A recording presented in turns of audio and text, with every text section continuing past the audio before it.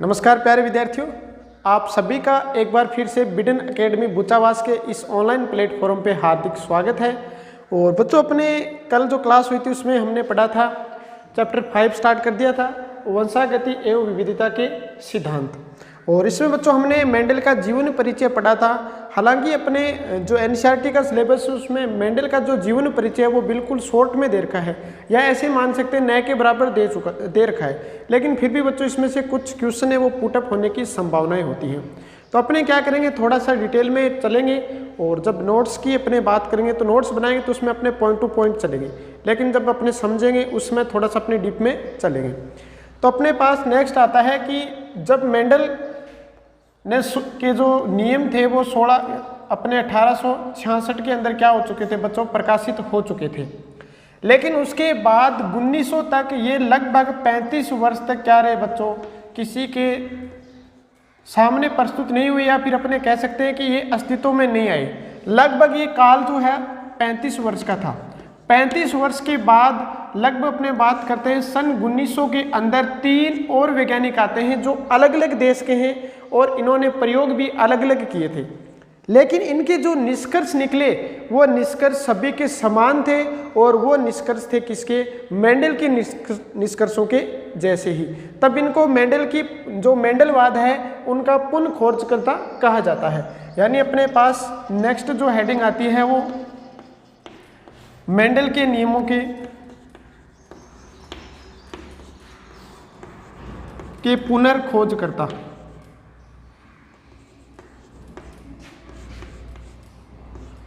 पुनर्खोजकर्ता, या फिर अपने ऐसे कह सकते हैं कि जो मेंडल के जो नियम थे उनकी पुनः खोज किसने की। इसमें एक नंबर आता है बच्चों, हॉलैंड का एक वैज्ञानिक था, हॉलैंड का ह्यूगो डी व्रिज। हॉलैंड का ह्यूगो डी व्रिज था। दूसरा आता है बच्चों, ऑस्ट्रिया का एक वैज्ञानिक था,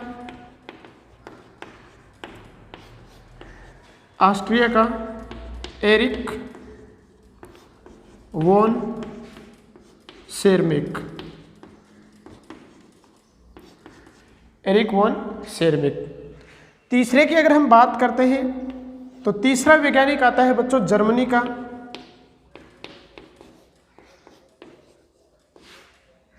का, Karl Correns. Karl Correns, Germany का कार्ल कोरेंस। तो ये 3 वैज्ञानिक थे जिन्होंने क्या किया था बच्चों, मेंडल के जैसे ही प्रयोग किए थे। लेकिन ये अलग अलग देश के हैं, और इन्होंने जो प्रयोग किए थे वो भी बच्चों भिन्न भिन्न किए थे।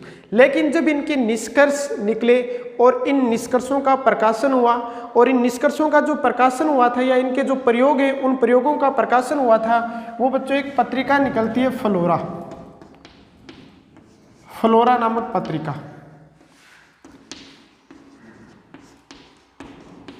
फ्लोरा नामक पत्रिका में इनके जो निष्कर्ष हैं वो प्रकाशित हुए। हालांकि जो मेंडल के निष्कर्ष थे या प्रयोगों के जो परिणाम थे वो बच्चों प्रकाशित हुए थे annual proceeding Brunn society of natural history के अंदर, जो एक वार्षिक पत्रिका थी। लेकिन इन तीनों के जो प्रयोग के जो निष्कर्ष हैं वो बच्चों प्रकाशित हुए फ्लोरा नामक पत्रिका में। और ये फ्लोरा नामक जो पत्रिका थी बच्चों, ये मासिक पत्रिका थी, और विज्ञान के क्षेत्र में ये बहुत ही महत्वपूर्ण पत्रिका मानी जाती है। तो फ्लोरा नामक पत्रिका में इनका प्रकाशन हुआ नियमों का। तो जब वैज्ञानिकों ने देखा तो ये जो नियम के निष्कर्ष थे ये बच्चों मेंडल ने पहले ही बता दिया था। तब इनके प्रयोगों को कहा जाता है बच्चों मेंडल के नियमों की पुनः खोज करते या पुनर्खोज करते या पुनः खोज करने वाले। अब इनके जो नियम थे वो मेंडल के जैसे ही थे। अब यहाँ पर ये प्रकाशन कब हुआ इनका, या अस्तित्व में कब आए, 1900 में। तब यहाँ पर जब 1900 में इनका प्रकाशन हुआ तभी बच्चों जेनेटिक्स का क्या माना जाता है, उद्भव माना जाता है। यानी जो आनुवंशिकी शाखा है, आनुवंशिकी शाखा का जो उद्भव है ये माना जाता है बच्चों 1900 से। आनुवंशिकी शाखा है, इसका उद्भव कब माना जाता है बच्चों? गुन्निसों से माना जाता है। गुन्निसों से क्यों माना जाता है? क्योंकि इन 3 वैज्ञानिकों ने क्या किया था, इन 3 वैज्ञानिकों ने जो परिणाम, इनके निष्कर्ष जो भी निकले थे उनका प्रकाशन हुआ था और उसी के आधार पे जेनेटिक्स जो है उसकी उत्पत्ति हुई थी। तब इसके जो आनुवंशिकी शाखा की उद्भव कब माना गया? 1900 से माना गया है। लेकिन अगर हम बात करें आनुवंशिकी का पिता कौन है, आनुवंशिकी का पिता, आनुवंशिकी का जो पिता है ये बच्चों माना जाता है ग्रेगर जोहन मेंडल को, ग्रेगर जोहन मेंडल को।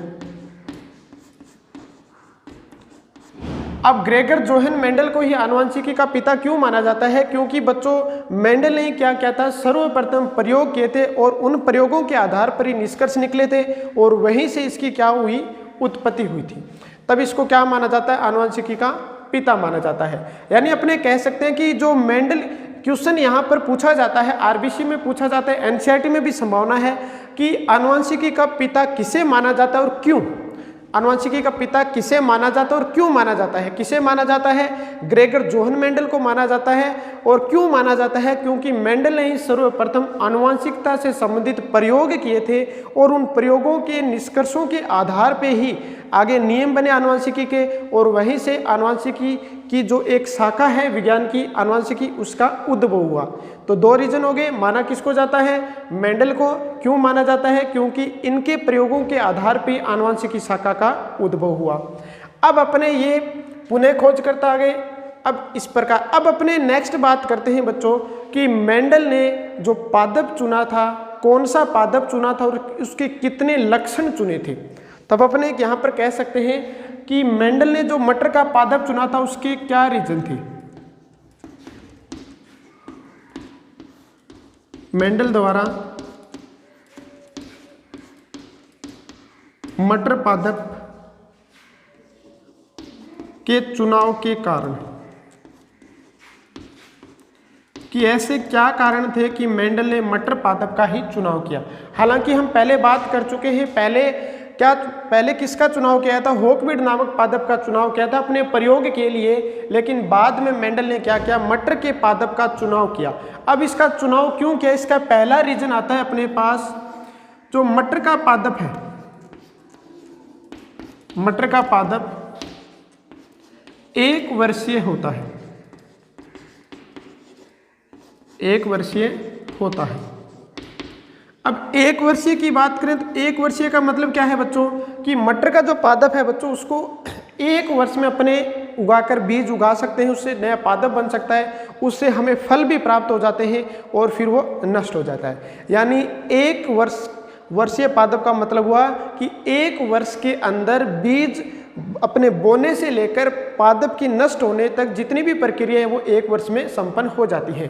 तो मटर का पादप क्या होता है बच्चों, 1 वर्षीय होता है। अब 1 वर्षीय है तो कम समय में अधिक पीढ़ियों का अध्ययन करना संभव हो सकता है। जैसे अपने बात करें बच्चों, जैसे कोई भी पादप 1 वर्षीय पादप है, अगर मान लो उसकी 10 पीढ़ियों का अध्ययन करना है हमें, पादप कितने वर्षीय, 1 वर्षीय, और उसकी 10 पीढ़ियों का अध्ययन करना है तो हमें बच्चों कितने टाइम लगेगा, 10 वर्ष लगेंगे। यानी हमें पादप का जीवन काल 1 वर्ष है, 1 वर्ष में पूरा जीवन काल समाप्त हो जाता है उसका, और कितनी पीढ़ियों का अध्ययन करना है बच्चों, 10 पीढ़ियों का। तो 10 वर्ष में 10 पीढ़ियों का अध्ययन हो सकता है। लेकिन यदि हम चाहें कि कोई पादप ऐसा 5 वर्ष उसका जीवन काल है और हमें उसकी 10 पीढ़ियों का अध्ययन करना है तो बच्चों कितना टाइम लग जाएगा, 50 वर्ष लग जाएगा। इस 50 वर्ष में तो प्रयोग करने वाला भी जीवित रहेगा या नहीं रहेगा, इसकी भी कोई अपने गारंटी नहीं ले सकते। तो यहाँ पर ये क्या था बच्चों, मटर का पादप 1 वर्षीय होता है, जिसके कारण कम समय में इसकी अनेक पीढ़ियों का अध्ययन आसानी से किया जा सकता है। दूसरा, मटर का पादप उभयलिंगी होता है, उभयलिंगी होता है। अब देखो बच्चों उभयलिंगी है, अब ये क्या रीजन हो, उभयलिंगी। उभयलिंगी का मतलब ऐसा पादप जिसमें जो पुष्प, पहले तो अपने ये पता होना चाहिए कि बच्चों जो पादप है कोई भी, उस पादप के अंदर जो नर जननांग और मादा जननांग जो पाए जाते हैं या उसके जो लैंगिक अंग हैं वो फूल के अंदर या पुष्प के अंदर होते हैं। फूल या पुष्प के अंदर होते हैं। तो मटर का पादप ऐसा है जिसमें बच्चों जो फूल है उसमें दोनों जन्नांग पाए जाते हैं, यानी पुंकेसर भी मिलेगा और स्तरीकेसर भी मिलेगा। जैसे अपने एक पुष्प की बात करते हैं, एक सामान्य पुष्प की संरचना देखें तो सामान्य पुष्प की संरचना हमें इस प्रकार से दिखाई देती है। सामान्य पुष्प की संरचना हमें इस प्रकार से देखने को मिलती है।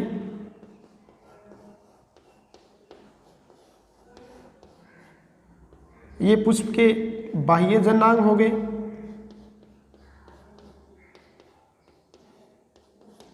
अब देखो एक पुष्प के अपने नीचे बात करें तो ये बच्चों इसका मादा जन्नांग होता है, या जिसको अपने स्त्रीकेसर बोलते हैं, स्त्रीकेसर। और स्त्रीकेसर क्या है बच्चों, इसका मादा जन्नांग है, मादा जन्नांग। दूसरा यहाँ पर इसकी बात करें तो बच्चों ये होता है इस पुष्प के अंदर पुंकेसर, पुंकेसर। और पुंकेसर क्या होता है बच्चों, इसका नर जन्नांग होता है, नर जन्नांग, नर जन्नांग हो गया। और ये बाह्य बच्चों ये होते हैं दलपुंज, और ये वाला होता है बाह्य दलपुंज जो सामान्यतः हमें ग्रीन कलर का मिलता है, बाह्य दलपुंज। यहां पर बात करें तो बच्चों ये होता है इसका पुष्पासन, और इसकी बात करें तो ये होता है बच्चों पुष्पवृंत। तब यहाँ पर अपने कह सकते हैं कि जो मटर का पादप है ये बच्चों कैसा है, उभयलिंगी है। उभयलिंगी का मतलब उसमें नर जन्नांग भी और मादा जन्नांग भी है। तो नर जन्नांग और मादा जन्नांग जब दोनों उपस्थित हैं तब बच्चों उसमें क्या हो सकता है, स्वपरागण हो सकता है। अब स्वपरागण क्या है इसकी भी अपने थोड़ी बात कर लेते हैं कि स्वपरागण और परपरागण होता क्या है। उससे पहले अपने बात करते हैं परागण क्या है भी। जैसे मान लो यहाँ पर अपने पास एक पुष्प है, इस प्रकार से अपने मानो एक पुष्प है, इसके नर जन्नांग और इसके मादा जन्नांग हो गए। ये इस प्रकार से हमारे पास एक पुष्प है, ये इसके नर जन्नांग है पुंकेसर और ये इसका मादा जन्नांग। इसी प्रकार यहाँ पर अपने पास एक दूसरा पुष्प है, इसी प्रकार ये अपने पास एक दूसरा पुष्प हो गया। अपने बात कर रहे हैं मटर पादप की, ये अपने पास दूसरा पुष्प हो गया। अब ये इसका मादा जन्नांग है, मादा जन्नांग। अब यहां से इसका जो नर जन्नांग है, कोई भी मान लो इसके ऊपर तितली बैठती है या फिर कोई भी पक्षी बैठता है या फिर मधुमक्खी इसका रस चूसने के लिए ऊपर बैठती है, तो ये पुंकेसर उसके साथ चिपक जाएंगे और ये यहाँ से कहाँ पर चले जाएंगे, इस मादा जन्नांग में चले जाएंगे और यहाँ पर निषेचन की क्रिया होगी। और निषेचन की क्रिया के फलस्वरूप क्या बनेगा बच्चों, पादप के अंदर जो अंडाशय और फल का जो विकास है वो हो जाता है। तो ये क्रिया कहलाती है बच्चों परागण, ये क्रिया कहलाती है बच्चों परागण। यदि इस पुष्प की बात करते हैं तो इस पुष्प के अंदर ये जो मादा नर जन्नांग, ये नर जन्नांग यदि इसी पुष्प के मादा जन्नांग पर क्या करता है, चला जाता है या इसमें प्रवेश करके निषेचन की क्रिया करता है, तो बच्चों ये तो कहलाएगा स्वपरागण। ये तो क्या कहलाएगा बच्चों, स्वपरागण। यदि इस ये मान लो पुष्प अपने पास ए है और ये अपने पास पुष्प बी है, यदि ए पुष्प का नर जन्नांग ए पुष्प के मादा जन्नांग के साथ मिलकर निषेचन की क्रिया संपन्न करता है तो स्वपरागण होगा। यदि इस ए पुष्प का जो नर जन्नांग है वो बी पुष्प के मादा जन्नांग के साथ मिलकर निषेचन की क्रिया करता है तब बच्चों ये परपरागण कहलाता है। तब ये क्या कहलाएगा, परपरागण। और स्वपरागण और परपरागण दोनों ही क्या होते हैं बच्चों, परागण होते हैं, यानी पॉलिनेशन की क्रिया होती है। या फिर इस पुष्प का जो नर जन्नांग है वो इस पुष्प के मादा जन्नांग पर भी आ सकता है, तो ये भी बच्चों क्या होगा, परपरागण होगा। तो मटर के अंदर क्या होता है, मटर के जो पादप है इसके अंदर दोनों प्रकार के जो लिंग हैं वो पाए जाते हैं, यानी मादा जन्नांग भी और नर जन्नांग भी। तो इसमें क्या हो सकता है, स्वपरागण हो सकता है, स्वपरागण हो सकता है और कृत्रिम रूप से अगर हम चाहें तो परपरागण भी हो सकता है। तो मटर का पादप का जो चुनाव किया था उसका दूसरा रीजन क्या था कि मटर के पादप उभयलिंगी होता है, जिसको अपने क्या कर सकते हैं बच्चों, कृत्रिम रूप से परपरागण भी करवा सकते हैं और सामान्य रूप से उसमें स्वपरागण भी होता है। तीसरे इसके रीजन की बात करें तो ये बच्चों छोटा पादप होता है, छोटा शाक पादप होता है, छोटा शाक पादप होता है। अब छोटा शाक पादप है तो अपने इसको कहाँ लगा सकते हैं बच्चों, छोटे गमले के अंदर भी लगा सकते हैं। मान लो हमारे पास जगह कम है तो वहाँ पर ज़्यादा पादपों को अपने क्या कर सकते हैं, लगाकर अध्ययन कर सकते हैं। या फिर अपने कह सकते हैं कि इन पादपों को अपने जो उद्यान है उसके अंदर भी लगा सकते हैं। पादप क्या होता है, छोटा होता है। इसके बाद अगर हम बात करें तो मटर के पादप के जो लक्षण है वो बच्चों भिन्न भिन्न गुणसूत्रों या जीनों के द्वारा नियंत्रित होते हैं। यानी अपने कह सकते हैं इसमें विभिन्न प्रकार के विपर्यासी लक्षण भी पाए जाते हैं, विभिन्न प्रकार के विपर्यासी लक्षण उपस्थित होते हैं, लक्षण उपस्थित होते हैं। विभिन्न प्रकार के क्या होते हैं बच्चों, विपर्यासी लक्षण उपस्थित होते हैं।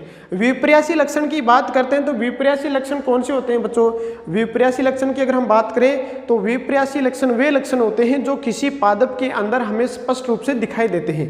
जैसे मान लो कि पादप, कोई भी पादप हम देखते हैं तो वो लंबा दिखाई देता है या फिर हमें क्या दिखाई देता है, बोना दिखाई देता है। तो ये विपर्यासी लक्षण है। विपर्यासी का मतलब दो लक्षण होते हैं जो भिन्न भिन्न गुणों वाले, यानी एक तो लंबा है और दूसरा बोना है। तो कौन सा लक्षण, वो पादप की लंबाई का है, लेकिन प्रभावी है तो पादप लंबा होगा, अप्रभावी है तो पादप बोना होगा। तो इस प्रकार क्या होते हैं, दो विभिन्न प्रकार के स्पष्ट दिखने वाले विपर्यासी लक्षण पाए जाते हैं, जिसके कारण इनका जो आनुवंशिकी का अध्ययन है वो आसान हो जाता है। यानी अपने भिन्न भिन्न प्रकार के लक्षणों के मध्य संकरण की क्रिया आसानी से उनको पहचान के करवा सकते हैं। तो ये अपने हो गई बच्चों मेंडल ने मटर का पादप जो चुना था उसका रीजन। इसके बाद एक हमारे पास टॉपिक आता है, एनसीईआरटी में तो वैसे नहीं दे रखा लेकिन अपने को थोड़ा ध्यान में होना चाहिए कि मेंडल ने जो अपना प्रयोग किया था उसमें एक संकरण तकनीक अपनाई थी। इस संकरण तकनीक क्या थी मेंडल की, वैसे कोई ज़्यादा इसके अंदर हम बात करें तो हार्ड वाली नहीं थी, एक सामान्य सी तकनीक थी, लेकिन बच्चों वो कहलाती है मेंडल की संकरण तकनीक। फिर मेंडल ने ऐसी कौन सी तकनीक अपनाई जिसमें जो अपने ये निषेचन करवाए इनके मध्य और अपना जो प्रयोग किया था वो सफल किया और उसमें निष्कर्ष निकाले। तो मेंडल ने सबसे पहले अपने बात करें तो उद्यान जो मटर है इन मटरों के अंदर कृत्रिम रूप से पर परागण करवाया था, विपुंसन करवा के पर परागण करवाया था। अब विपुंसन की क्रिया क्या होती है, तो विपुंसन की क्रिया की अगर हम बात करें तो बच्चों क्या किया मेंडल ने, ये जो कोई भी पादप है, ये जो पुष्प है इसको हमने ए नाम दिया है और इस पुष्प को बी नाम दिया है। तो मेंडल क्या करता था बच्चों, एक तो सबसे पहले ध्यान रखना ये स्व परागण करवाता था। पर परागण रोकने के लिए पादपों के ऊपर क्या कर देता था बच्चों, थैलियां लगा देता था। बी पर परागण करवाना चाहता था ताकि नई हाइब्रिड किस्म प्राप्त हो। मान लो एक लंबा पादप है और एक बोना पादप है, उनके मध्य जब संकरण करवाएगा तभी नया लक्षण उत्पन्न होगा। तो नया लक्षण जानने के लिए मेंडल क्या करवाता था, दो भिन्न भिन्न लक्षणों वाले पादपों के मध्य संकरण करवाता था। अभी संकरण करवाने के लिए क्या करवाना पड़ेगा, पर परागण करवाना पड़ेगा। तो पर परागण करवाने के लिए क्या करता था मेंडल, विपुंसन की क्रिया करता था। विपुंसन की क्रिया क्या होती है कि कोई भी जो पादप है उस पादप की पुंकेसर को हटाकर उसके स्त्री केसर पर दूसरे पादप का पुष्प है उसका पुंकेसर डालना। आप एक बार इसका स्क्रीनशॉट ले लीजिए, फिर अपने आगे बात करेंगे।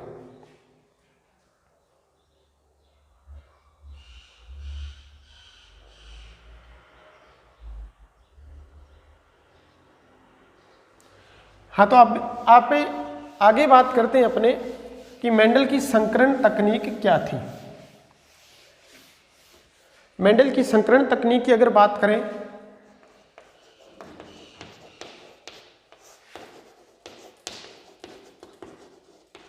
मेंडल की संकरण तकनीक, संकरण तकनीक की अपने बात करते हैं तो कुछ विशेष नहीं है इसकी तकनीक। सबसे पहले अपने बात करें, मान लो कि ये अपने पास एक पादप है और इसका ये पुष्प है।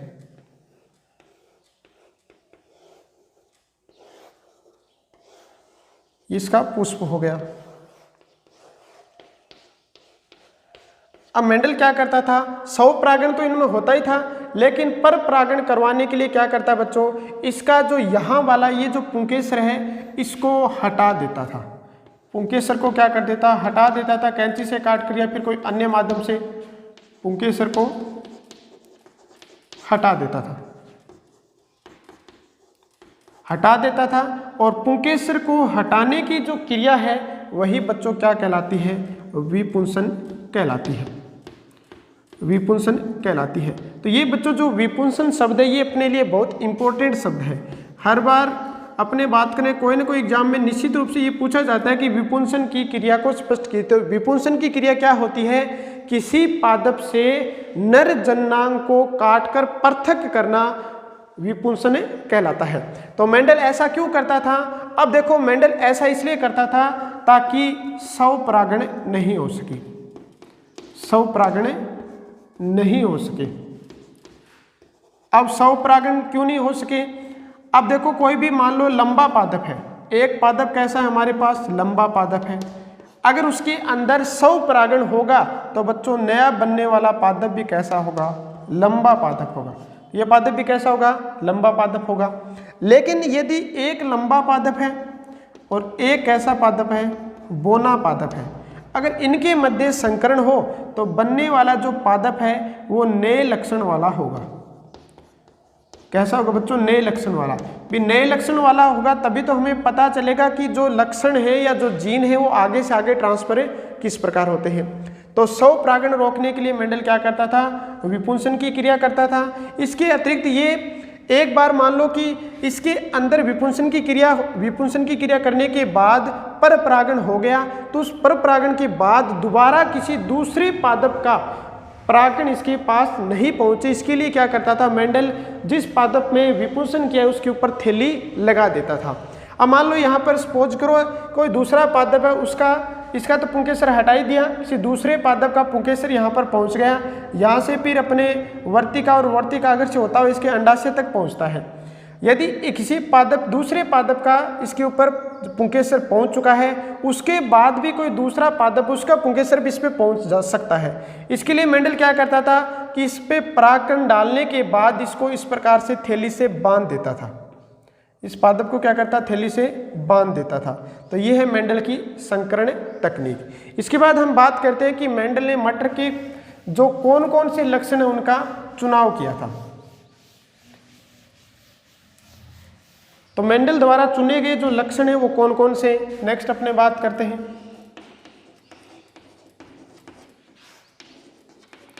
मेंडल द्वारा चुने गए लक्षण, चुने गए लक्षण। अब देखो मेंडल ने जो लक्षणों का चुनाव किया था वो चुनाव किया था बच्चों 7 लक्षणों का, 7 जोड़ी विपर्यासी लक्षणों का चुनाव किया था। कितने जोड़ी लक्षण थे बच्चों, 7 जोड़ी थी। 7 जोड़ी का मतलब बच्चों इसमें लंबा भी होगा और बोना भी होगा। तो 7 जोड़ी विपर्यासी लक्षणों का चयन किया था। इसमें 1 नंबर बात करते हैं तो 1 नंबर आता है, इसके एक अपने सारणी बना लेते हैं, लक्षण और प्रभावी और अप्रभावी, प्रभावी और अप्रभावी। भी प्रभावी लक्षण वे होते हैं जो F1PD में प्रकट हो पाते हैं। जैसे हमारे पास पहले F1PD समझो, जैसे हमारे पास एक पादप है लंबा पादप है जिसको अपने कैपिटल T से प्रदर्शित करते हैं, और एक हमारे पास बच्चों कैसा पादप है, बोना पादप जिसको स्मॉल tt से प्रदर्शित करते हैं। इनके जब गैमेट्स बनाएंगे तो समान, अगर यहाँ पर समान tt है यानी समान युग्मक है तो बच्चों इनसे केवल एक t ही ली जाती है। इसी प्रकार इससे भी क्या प्राप्त करेंगे, अपने एक स्मॉल t हो जाएगी। अब दोनों के मध्य जब संकरण करवाएंगे तब जो लक्षण प्रकट होंगे F1PD में, यानी ये जनक है ये भी जनक है और इनसे जो उत्पन्न हुई वो क्या है, संतान है। इसको बोलते हैं अपने F1PD, यानी प्रथम बार उत्पन्न होने वाली जो पीढ़ी होती है या जो बच्चा होता है या संतति होती है जिसको F1PD कहते हैं। और इस F1PD के अंदर पादप कैसा प्राप्त होगा बच्चों, लंबा प्राप्त होगा। अब लंबा प्राप्त क्यों हुआ, क्योंकि लंबा जो पादप है यानी लंबाई को नियंत्रित करने वाला जो जीन होता है वो प्रभावी जीन होता है। यानी अपने ऐसे सपोज कर सकते हैं कि दो व्यक्ति हैं, लड़ाई कर रहे हैं, जिसमें एक व्यक्ति ज़्यादा मजबूत है और दूसरा व्यक्ति कम मजबूत है। तो जो ज़्यादा मजबूत व्यक्ति है वो कम मजबूत वाले व्यक्ति को उठने नहीं देगा या फिर उसको आगे नहीं बढ़ने देगा। यही कारण यहाँ पर होता है, ये जो टी है ये ज़्यादा मजबूत है और ये स्मॉल टी क्या है, कम मजबूत है। तो ये F1PD में जो संतति उत्पन्न होगी उसके अंदर बच्चों स्मॉल टी को ये बड़े वाला टी या कैपिटल टी प्रकट नहीं होने देगा और पादप कैसा प्राप्त होगा, लंबा प्राप्त होगा। तो यहाँ पर देखो लंबा पादप तो ये भी है, तो इसके अंदर जो जीन स्वरूप है वो क्या है, टी है। F1PD में जो प्राप्त हुआ ये भी क्या है बच्चों, लंबा पादप ही है, लेकिन इसके अंदर जो इसका जीन स्वरूप प्राप्त हुआ उसमें बच्चों एक कैपिटल टी है और एक स्मॉल टी है। तो यहाँ पर जो कैपिटल टी है ये कैसा है बच्चों, प्रभावी है। कैपिटल टी कैसा है, प्रभावी है। और यहाँ पर आप देख सकते हैं कैपिटल टी किसको, कौन से लक्षण को यहाँ पर नियंत्रित कर रहा है, लंबाई को। तो यहाँ पर जो प्रभावी है वो क्या होगा, F1PD में प्रकट होगा। और स्मॉल टी किसको यहाँ पर इंडिकेट कर रहा है या प्रदर्शित कर रहा है, बोने पादप को। तो ये कम या अपने कह सकते हैं अप्रभावी है, तो F1PD में प्रकट नहीं हो पाएगा। इसी प्रकार मेंडल ने 7 जोड़ी विपरीत लक्षणों का चयन किया था जिसमें प्रभावी और अप्रभावी अपने जानेंगे। और ये भी क्या है बच्चों, इम्पोर्टेंट है, ये भी क्या है, इम्पोर्टेंट है। अब यहाँ पर आपको पता चल गया कि जो लंबा है वो प्रभावी और बोना है अप्रभावी। इसी प्रकार अपने अन्य लक्षणों की बात करेंगे। ये एक लक्षण हो गया हमारे पास, कौन सा बच्चों, ये लंबाई को नियंत्रित करने वाला है, लंबाई का लक्षण हो गया। तो अपने पास आते हैं लक्षण की बात करते हैं। तो पहला हमारे पास लक्षण आता है बच्चों पादप की लंबाई का। पहला लक्षण कौन सा है बच्चों अपने पास, पादप की लंबाई। अब पादप की लंबाई या तो पादप लंबा होगा या पादप क्या होगा, बोना होगा। या तो पादप लंबा या बोना। अगर लंबा है तो बच्चों कैसा होगा, प्रभावी होगा। लंबा है तो कैसा होगा, प्रभावी होगा। यदि कैसा है बच्चों, बोना है तो कौन सा होगा, अप्रभावी होगा। बोना है तो कैसा होगा बच्चों, अप्रभावी होगा। लंबा तो प्रभावी और बोना तो अप्रभावी। इसको अपने थोड़ा सा पास लिख देते हैं, प्रभावी और अप्रभावी। बोना है तो कैसा है बच्चों, अप्रभावी है। नेक्स्ट बात करते हैं अपने पादप की लंबाई होगी। अब बात करते हैं अपने बीज की, बीज की आकृति। बीज की आकृति, ये 7 जोड़ी जो लक्षण लिए थे उन्हीं की बात करेंगे अपने। बीज की आकृति, अगर बीज प्राप्त हो रहा है कैसा, गोल प्राप्त हो रहा है, गोल प्राप्त हो रहा है तब बच्चों अपने इसको क्या कहेंगे, प्रभावी है। अगर यही बीज है ये झुर्रीदार प्राप्त हो रहा है तब बच्चों कैसा है, अप्रभावी है।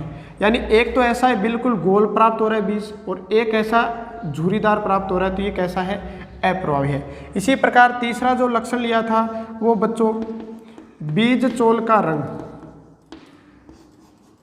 बीज चोल का रंग भी अपने बीज देखते हैं तो उसके बाहर वाला जो आवरण होता है, जैसे ये बीज है, इस बीज के चारों ओर जो आवरण होता है वो बीज चोल कहलाता है। तो इस बीज चोल का रंग, तो यहाँ पर अगर पीला है तो बच्चों प्रभावी है, अगर हरा है तो अप्रभावी है। हरा कैसा होगा, अप्रभावी। उसके बाद आता है बच्चों फली का रंग। फली का रंग, यहाँ पर आप कंफ्यूज हो सकते हो। यदि फली हरी है तो बच्चों कैसा है, प्रभावी है। अगर कैसा है, पीला है, या फली की जो रंग है वो पीला है तो कैसा है, अप्रभावी है। इन दोनों में कंफ्यूज होता है। बीज चोल का जो रंग है वो पीला होगा बच्चों, प्रभावी होगा, और हरा होगा वो अप्रभावी। अब फली का जो रंग है वो कैसा है, हरा, ये प्रभावी, और जो पीला है वो क्या है बच्चों, अप्रभावी है। उसके बाद नेक्स्ट अपने बात करते हैं फली की आकृति। फली की आकृति, फली की आकृति की बात करें तो यदि फली फूली हुई है, फूली हुई, तब बच्चों ये कैसा है, प्रभावी है। अगर पिचकी हुई है तो ये अप्रभावी है। पिचकी हुई है तो कैसी है बच्चों, अप्रभावी है। इसके बाद नेक्स्ट जो 6 नंबर लक्षण आता है वो आता है बच्चों पुष्प का। यहाँ पर देखो लंबाई का हो गया, बीज की आकृति का हो गया, बीज के रंग का हो गया, फली की आकृति का हो गया और फली का रंग का हो गया। उसके बाद आता है पुष्प की स्थिति। पुष्प की स्थिति, अब यदि पुष्प की स्थिति स्वरूप सबसे ऊपर है, जैसे अपने 11th में एक चैप्टर आया था जिसके अंदर हमने पुष्पों की स्थितियों के बारे में पढ़ा था, सस्यमाक्षी और असीमाक्षी, सस्यमाक्षी और असीमाक्षी। यदि ये मान लो कोई पादप है और इस पादप, ये कोई पादप और इस पादप की ये जो शाखा है, इस शाखा के ऊपर यदि सबसे ऊपर पुष्प लग जाता है तब ये बच्चों शाखा आगे वृद्धि नहीं कर पाएगी। इसको बोलते हैं अपने शीर्षस्थ, इसको शीर्षस्थ बोलते हैं। इसी प्रकार ये मुख्य शाखा है और यहाँ पर साइडों में अगर पुष्प लगता है तब ये बच्चों पादप ऊपर की तरफ वृद्धि कर पाएगा और साइडों में लगने वाली को कहते हैं कक्षस्थ। तो यहाँ पर शीर्षस्थ है मतलब पादप की लंबाई को प्रभावित करेगा, तो ये बच्चों अप्रभावी होता है। तो यहाँ पर पुष्प की जो स्थिति है अगर वो बच्चों क्या है कक्षस्थ है या साइड में पुष्प लगा हुआ है वो तो क्या है बच्चों प्रभावी है। अगर सबसे शीर्ष पे लगा है तब बच्चों वो क्या है अप्रभावी है। तो यहाँ पर अपने कह सकते हैं जो शीर्षस्थ है वो क्या है बच्चों अप्रभावी है और कक्षस्थ है वो कैसी है प्रभावी है। और लास्ट लक्षण आता है हमारे पास बच्चों पुष्प के रंग का। पुष्प का रंग, पुष्प आपने देखा होगा मटर के अंदर 2 प्रकार के पुष्प मिलते हैं। एक पुष्प मिलते हैं बच्चों हमको बैंगनी रंग के, अगर बैंगनी रंग के पुष्प है मतलब वो प्रभावी पुष्प है और सफेद रंग के पुष्प है वो बच्चों कैसे हैं अप्रभावी है। तो ये टोटल 7 लक्षण है जो इंपॉर्टेंट है और मेंडल ने इन्हीं 7 लक्षणों का चुनाव किया था। सर्वप्रथम 34 लक्षणों को देखा था लेकिन बाद में अपने प्रयोग के लिए इनमें से 7 लक्षणों का ही चुनाव किया जो आप देख सकते हैं। तो मुझे आशा है आपकी ये समझ में आ गया होगा और कोई दिक्कत हो तो आप हमें बता सकते हैं। तो धन्यवाद दोस्तों।